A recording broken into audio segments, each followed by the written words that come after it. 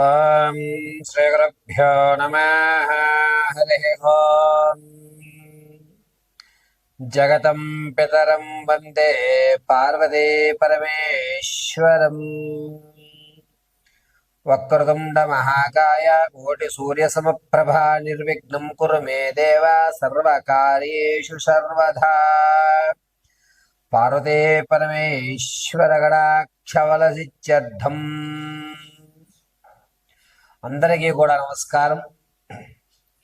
నూతన సంవత్సరమనే కాదు, ప్రతి సంవత్సరంలో కూడా గోచార రీత్యా కానీ వ్యక్తికరమైనటువంటి జాతకంలో కానీ ఏ గ్రహాలు ఉన్నతమైన స్థాయిలో ఉన్నా, ఏ స్థితిగతులు మనకు మారుతున్నా, చాలా మంది అనేక మంది జ్యోతిష్యులకు చూపించి తమ జాతకంలో దోషాలు పరిష్కారాలు ఆలోచిస్తున్నా సరే ఎవ్వరికి అంతుపట్టకుండా తన ఆర్థిక స్థితి దిగజారుతూ ఉన్నతమైన స్థితిగతులన్నీ కూడా తారుమారవుతూ బళ్ళు వాడలు వాడలు బళ్ళుగా మారుతూ, అరే ఒకప్పుడు నేను రాజులా బతికేవాడిని, నా దగ్గర 10 మంది తినేవారు, అందరూ నన్ను మోసం చేస్తున్నారే, నేను 10 మందికి పెట్టే చెయ్యే తప్ప ఎక్కడా కూడా ఎవ్వరికి నేను అన్యాయం చేయలేదు, అటువంటి నాకే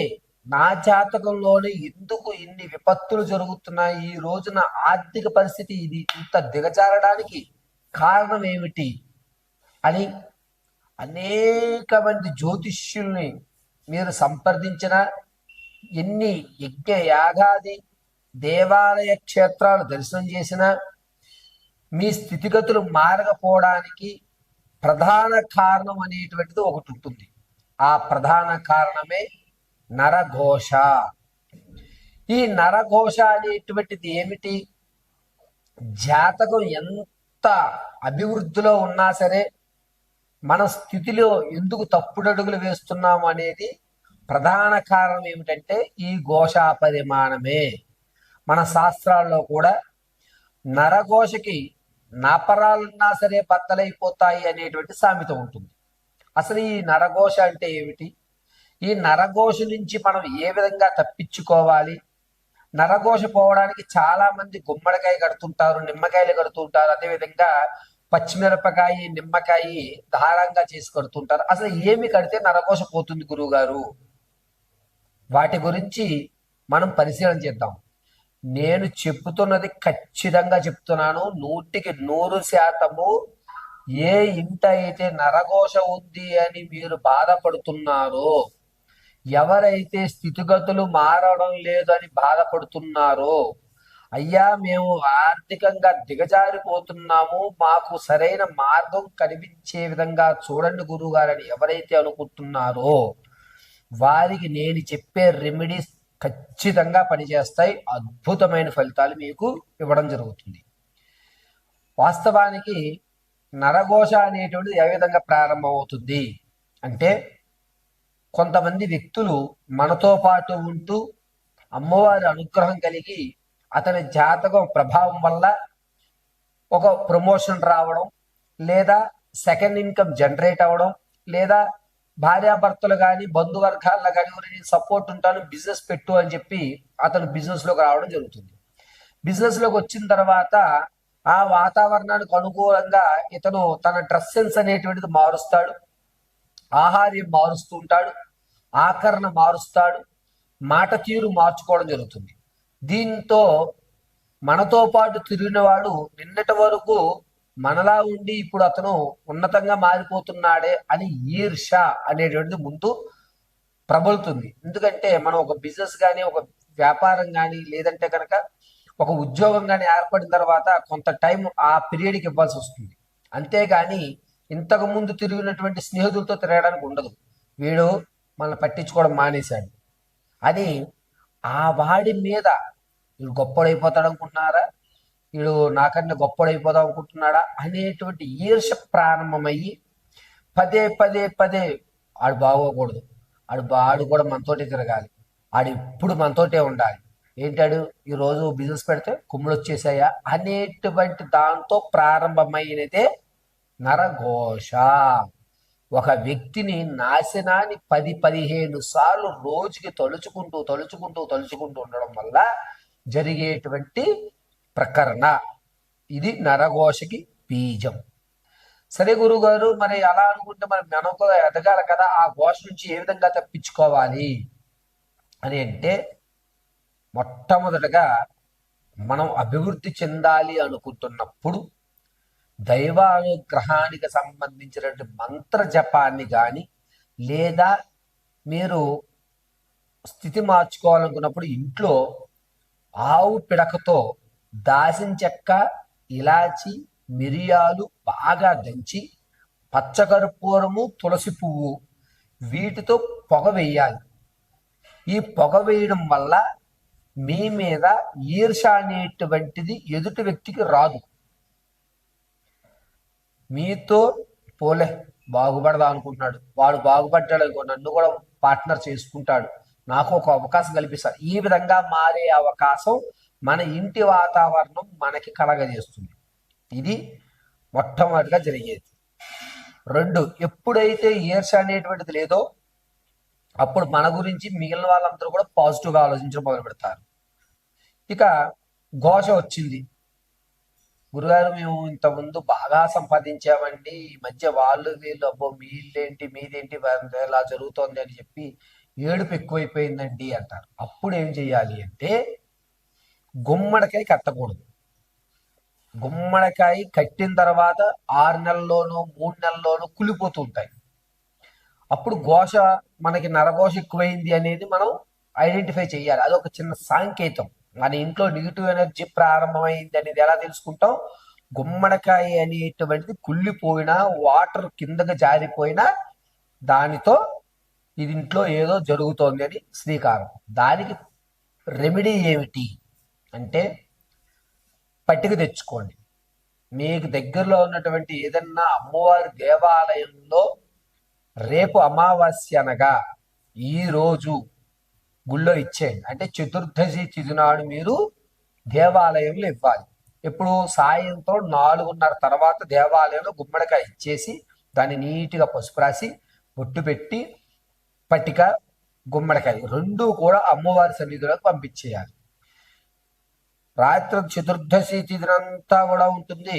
ఆ అమావాస్య రోజు చక్కగా స్నానం చేసి దేవాలయానికి వెళ్ళి అమ్మవారి దగ్గర ఉన్న కుంకుమ, ఈ పట్టిక, ఆ గుమ్మడికాయ 3 కూడా ఉదయం 9:30 నుంచి 11 లోపు తెచ్చుకోవాలి.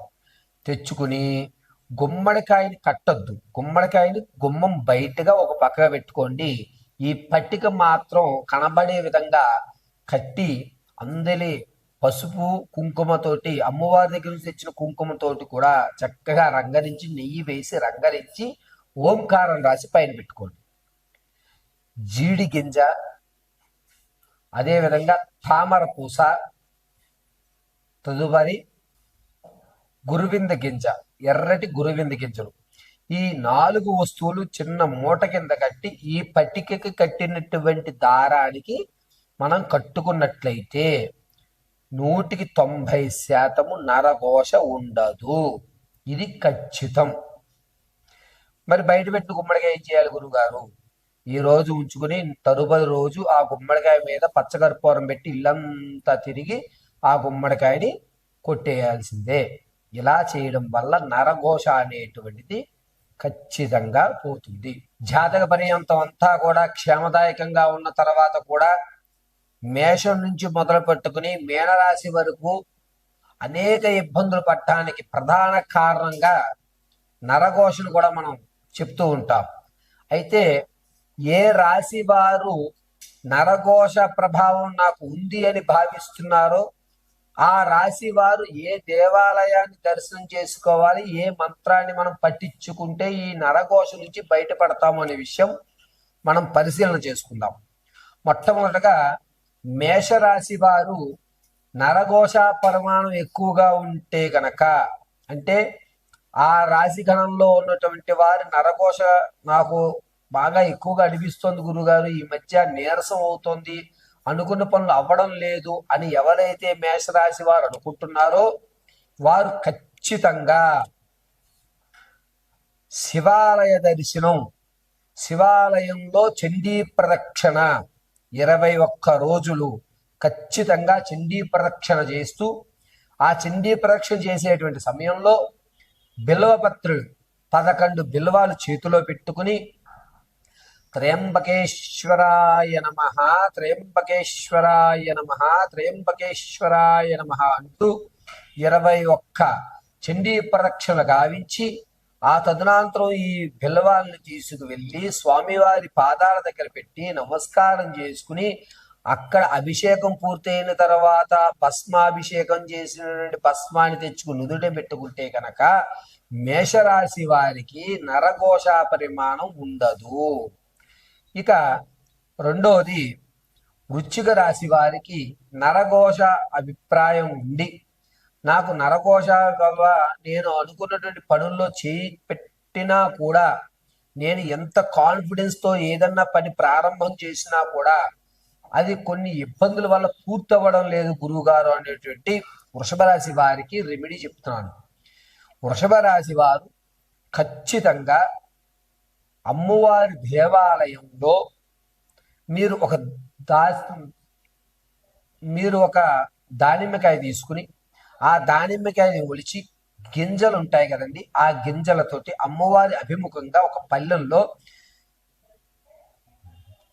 తాంబూల పూరస్మేర వదనే రక్షమాం, తాంబూల పూరస్మేర వదనే రక్షమాం, తాంబూల పూరస్మేర వదనే రక్షమాం అని చెప్పి, తాంబూల చరణం చేస్తున్నటువంటి అమ్మవారు ఏ విధంగా ఉంటుందో ఆ విధంగా భావించుకుని, ఈ దానిమ్మ గింజల్ని ఒక్కొక్కటిగా తాంబూల పూరస్మేర వదనే నమో నమః అంటూ ఒక పళ్ళెంలో ఉంచి, ఆ పళ్ళాన్ని అమ్మవారికి నైవేద్యంగా సమర్పించి ఆ పదార్థాన్ని మీరు స్వీకరించండి. ఇలా రోజు చేయాలి. ఈ వృషభ రాశి వారు అమ్మవారి ధ్యానం చేస్తున్నప్పుడు సాయంత్రం వేళ భోజనం పనికిరాదు. ఇలా చేస్తే కనుక 2026లో వృషభ రాశి వారికి అద్భుతంగా కలిసి వస్తుంది. నరఘోష అనేటువంటిది దూరం అవుతుంది. ఇక మిథున రాశి వారి విషయానికి వస్తే, కొంతమంది సింహరాశి జాతకులు, గురుగారు ఆర్థికంగా మేము నిలబడటానికి, మేము ఏ పని ప్రారంభం చేస్తున్నా ఆదిలోని హంసపాదం అన్నట్టుగా ప్రారంభానికి అనేకమైన ఆటంకాలు కలుగుతున్నాయి, నరఘోష కూడా పెరుగుతుంది, శత్రువులు మమ్మల్ని చూసి వార్చలేకపోతున్నారు గురువుగారు అంటున్నారు.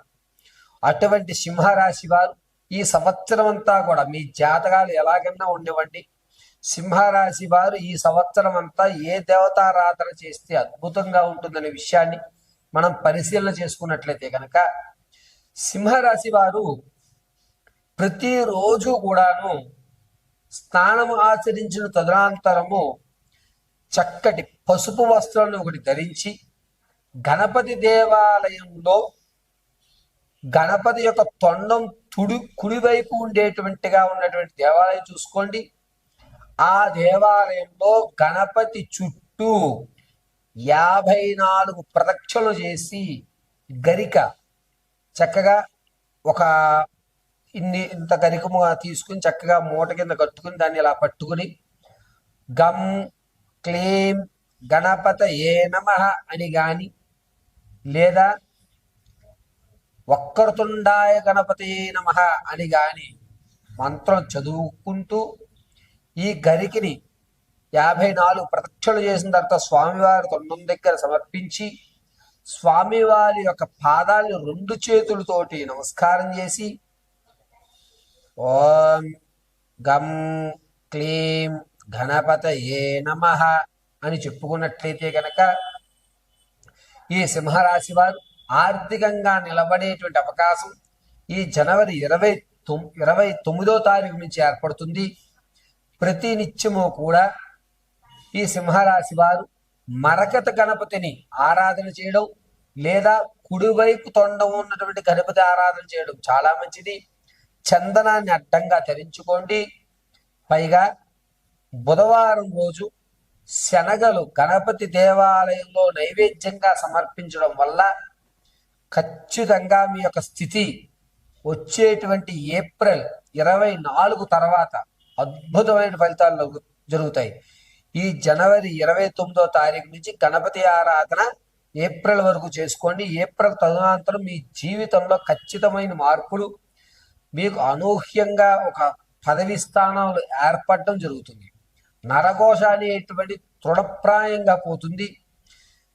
సింహరాశి వారు నరఘోష కానీ ఆర్థికంగా నిలబడ్డానే కానీ ఈ పనులు ఏవైతే చకచకా ముందుకు వెళ్ళాలనుకుంటున్నారో కానీ వీరికి మాత్రం ఖచ్చితంగా గణపతి ఆరాధన సింహరాశి వారికి అద్భుతంగా ఈ సంవత్సరం కలిసి వస్తుంది.